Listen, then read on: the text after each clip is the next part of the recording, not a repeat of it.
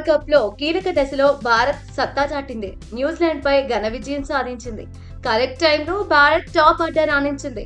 ప్రత్యర్థి జట్టును కంకు తినిపించడంలో కీలకంగా నిలిచింది. దీంతో సెమీస్ బెర్త్ను హర్మన్ ప్రీత్ సేన ఖరారు చేసుకుంది. ఇప్పటి వరకు భారత జట్టు 6 మ్యాచ్ల్లో తలపడింది. 3 మ్యాచ్ల్లో గెలిచింది.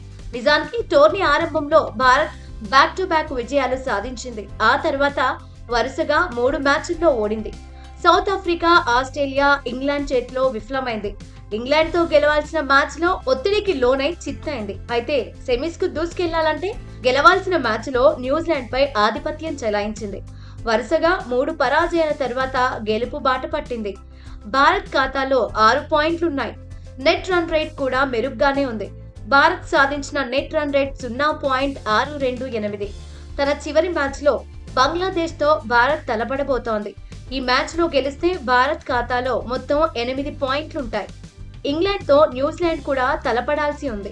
టీమిండియాపై ఇతర మ్యాచ్ల ఫలితాల ఇంపాక్ట్ ఏమీ ఉండదు. ఇంగ్లాండ్ పై న్యూజిలాండ్ గెలిస్తే ఆ జట్టు ఖాతాలో 6 పాయింట్లుంటాయి. భారత్ సాధించింది కూడా 6 పాయింట్లే. అయినా అక్కడ నెట్ రన్ రేట్ కూడా టీమిండియాకు సమస్యేమీ కాదు. న్యూజిలాండ్ మెరుగైన రన్ రేట్ సాధించినప్పటికీ సెమీస్ చేరలేదు. ఎందుకంటే ఆ జట్టు ఎక్కువగా విజయాలు నమోదు చేయలేదు. ఇప్పటి వరకు ఒకటే విజయం సాధించింది. ఇంగ్లాండ్ పై సత్తా చాటితే కివీస్ ఖాతాలో 2వ విజయమే ఉంటుంది. ఆ జట్టు మ్యాచ్ లో 2 వర్షార్పణమయ్యాయి. వర్షార్పణం కావడం వల్లే న్యూజిలాండ్ 2 పాయింట్లు దక్కించుకుంది. భారత్ మాత్రం ఆల్రెడీ 3 విజయాలు సాధించింది.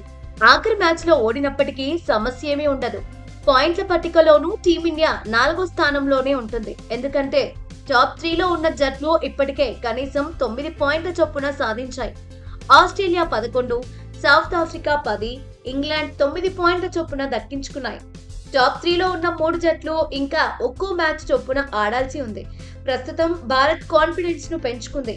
అన్ని విభాగాల్లోనూ మెరుగైంది. టాప్ ప్లేయర్లు ఫామ్ అందుకోవడం భారత్ కు కలిసి రానుంది.